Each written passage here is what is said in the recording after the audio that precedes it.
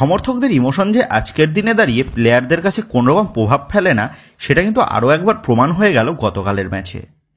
গতকাল Kolkata night Riders দল নিজেদের ঘরের মাঠে মুখোমুখি হয়েছিল পয়েন্টস টেবিলের একদম শেষের দল সিএসকের বিরুদ্ধে, যে সিএসকে এই বছর আইপিএলের বেশিরভাগ দলই লজ্জাজনকভাবে হারিয়েছে।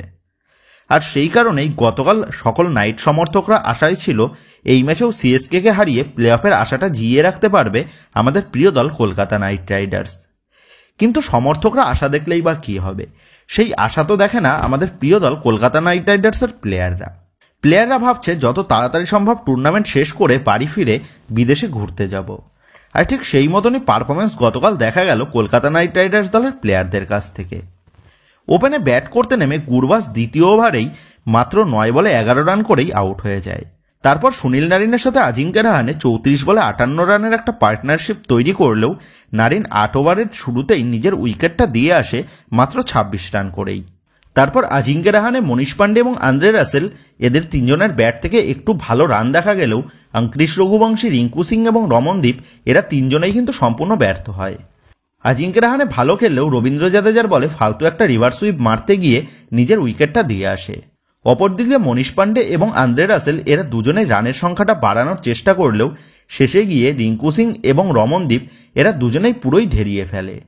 রিঙ্কু সিং এবং রমনদীপ এরা দুজনেই গোটা মরশুম পুরো ফ্লপ গেছে, তবুও কেন এদের দুজনকেই প্রতিটা ম্যাচে প্লেইং 11-এ সুযোগ দিয়ে চলেছে কোচ, সেটাই কিন্তু বোঝা মুশকিল। যদি স্কোয়াডে এদের দুজনের রিপ্লেসমেন্ট করার মতন কোনো প্লেয়ার না থাকতো তাহলে মানা যায় প্রতিটা ম্যাচে এদের দুজনকেই প্লেইং 11-এ রাখতে হবে। কিন্তু স্কোয়াডে এদের দুজনের রিপ্লেসমেন্ট প্লেয়ার থাকা সত্ত্বেও এদের দুজনকে কিন্তু প্রতিটা ম্যাচেই বয়ে নিয়ে বেড়াচ্ছে কোচ চন্দ্রকান্ত পণ্ডিত। বিশেষ করে রমনদীপ, যাকে কোনো ম্যাচেই জ্বলে উঠতে দেখা যায়নি, তবুও স্কোয়াডে সিসোদিয়ার মতন প্লেয়ার থাকা সত্ত্বেও তাকে কোনোরকম চান্স না দিয়েই রমনদীপকে কোটার প্লেয়ার করে খেলাচ্ছে চন্দ্রকান্ত পণ্ডিত এবং ডিজে ব্রাভো। 20 ওভার শেষে 179 রান করে ইনিংস শেষ করে কলকাতা নাইট রাইডার্স। অপরদিক দিয়ে সিএসকের 2 ওপেনারকে 0 রানে প্যাভিলিয়নে পাঠালেও উর্ভিল প্যাটেল সে কিন্তু 11 বলে 31 রানের একটা ঝোড়ো ইনিংস খেলে সিএসকের হয়ে, এবং শেষ পর্যন্ত গিয়ে ডেওয়াল্ড ব্রাভিস এবং শিবম ডুবে তারা সিএসকের হয়ে 97 রান তুলে আনে, এবং এই সমস্ত রানের সুবাদেই সিএসকে ম্যাচে এগিয়ে যায় এবং শেষ পর্যন্ত 2 উইকেটের বিনিময়ে গতকাল কেকেআরকে হারিয়ে জয় তুলে নেয় সিএসকে। গতকালের ম্যাচে ভৈভব আরোরা সে 3টে উইকেট পেলেও 16 রানের ইকোনমিতে মার খায় ভৈভব। এর পাশাপাশি মঈন আলী এবং হর্ষিত রানা এরা দুজনে উইকেট পেলেও এরাও কিন্তু 10-11 রানের ইকোনমি দিয়ে মার খায়। যেখানে প্লে অফের আশাটা জিইয়ে রাখতে গেলে কেকেআরকে সবকটা ম্যাচ থেকেই জয় পেতেই হতো, সেখানে দাঁড়িয়ে গতকাল কেকেআরের মেন বোলারদের পারফরমেন্স কিন্তু খুবই জঘন্য হয়েছে। যেখানে এই পিচে 170 রান ডিফেন্ড করা যায়, সেখানে দাঁড়িয়ে 179 রান করেও সিএসকের বিরুদ্ধে ম্যাচ ডিফেন্ড করতে সম্পূর্ণ ব্যর্থ হলো গতকাল কলকাতা নাইট রাইডার্স। তবে গতকালের ম্যাচ হারের পুরো দায়ভারটাই যে প্লেয়ারদের দেব তারও কিন্তু উপায় নেই, কারণ ম্যাচের মধ্যে কোন রণনীতিতে বাজিমাত করতে হবে তার ছকটা কিন্তু কষতে হয় দলের কোচেদের। কিন্তু আমাদের প্রিয় দল কলকাতা নাইট রাইডার্স দলে এমন কোচ রয়েছে যে কিন্তু কোনো পুজোতেই লাগে না। আশিস নেহরার মতন কোচ গুজরাট টাইটান্সকে টপ অফ দ্য টেবিল করেছে, সেখানে দাঁড়িয়ে আমাদের চান্দু কাকু পুরোটাই কিন্তু ধেরিয়ে দিচ্ছে। গত মরশুমে গৌতম গম্ভীর না থাকলে এই মরশুমের মতনই কিন্তু অবস্থা হতো কলকাতা নাইট রাইডার্সের, আর এই বছর গৌতম গম্ভীর দলে না থাকায় চন্দ্রকান্ত পণ্ডিতকে কিন্তু মনে হচ্ছে পুরোটাই অসহায়। আর এই চন্দ্রকান্ত পণ্ডিত যতদিন কলকাতা নাইট রাইডার্সের দায়িত্বে থাকবে ততদিন কিন্তু কলকাতা নাইট রাইডার্সের সুদিন ফেরাটা খুবই মুশকিল। তো বর্তমানের পয়েন্টস টেবিল অনুযায়ী কলকাতা নাইট রাইডার্সের আর প্লে অফে যাওয়ার কিন্তু কোনোরকম সম্ভাবনাই নেই। সেক্ষেত্রে বলাই যায় গতকালের ম্যাচ হেরেই আইপিএল 2025 থেকে বিদায় নিয়ে নিতে হলো আমাদের প্রিয় দল কলকাতা নাইট রাইডার্সকে। যে দলটা গত বছরের চ্যাম্পিয়ন দল, সেই দলটা এই বছর এতটা খারাপ পারফরমেন্স করবে সেটা হয়তো আমাদের মতন কোনো কেকেআর সমর্থকরাই কল্পনা করতে পারেনি। অবশ্য কেকেআর তারা এই বছরের অকশনের আগেই হেরে গেছে শ্রেয়াস আয়ারকে ছেড়ে দিয়ে ভেঙ্কাটেশ আয়ারকে সর্বোচ্চ টাকা দিয়ে রিটেন করে। এর পাশাপাশি আবার অকশন থেকে ফিল সল্টের মতন প্লেয়ারকে না তুলে কুইন্টন ডিককের মতন প্লেয়ারকে দলে নিয়েছে কেকেআর ম্যানেজমেন্ট। তো যাই হোক, দল গঠন যা হওয়ার হয়ে গেছে, সেটা আর বলে লাভ নেই, আর এই দলটা নিয়েই এবার কিন্তু কাটাতে হবে আগামী বছরগুলোতেও।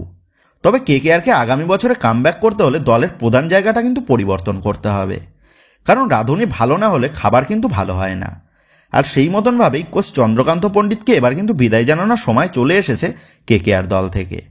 এবং এর আগে যেমনটা খবর ছিল, কোচ চন্দ্রকান্ত পণ্ডিতের এই বছরের পারফরমেন্স দেখে বেশ অখুশি কেকেআর ম্যানেজমেন্ট।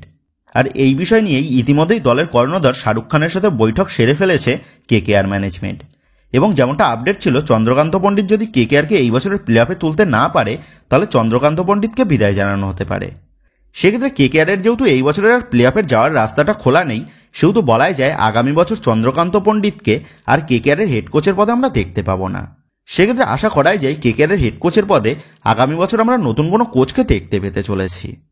এবং যেমনটা আপডেট, কেকেআর দলের প্রাক্তন ক্যাপ্টেন ইয়ন মর্গানকে দলের হেড কোচের পদে নিযুক্ত করার জন্য কেকেআর ম্যানেজমেন্ট নজরে রেখেছে। আর ইয়ন মর্গান কেকেআরের হেড কোচের পদে আগামী বছর যোগ দিলে এই কেকেআর দলটাই যে ঘুরে দাঁড়াবে সেটা আশা করাই যায়। তো বন্ধুরা, তোমাদের মতে কেকেআরের নতুন হেড কোচের পদে ইয়ন মর্গান কেমন অপশান হবে, বা তোমাদের মতে কেকেআরের হেড কোচের পদে তুমি কাকে দেখতে পেলে বেশি খুশি হবে, এই বিষয়ে তোমাদের মতামতটা অবশ্যই নিচে কমেন্ট করে জানিয়ে দিও। তো যাই হোক, আমার সকল কলকাতা নাইট রাইডার্স প্রেমীদের জন্য এই লেটেস্ট আপডেটটাই এই ভিডিওতে তোমাদের মধ্যে আলোচনা করার ছিল, এবং আশা করছি আমাদের মতন সকল কলকাতা নাইট রাইডার্স সমর্থকরা এই ভিডিওটা দেখতে পেয়ে তারা অনেকটাই খুশি হবে আগামী বছর চন্দ্রকান্ত পণ্ডিতের বিদায়ের খবরটা জানতে পেরে।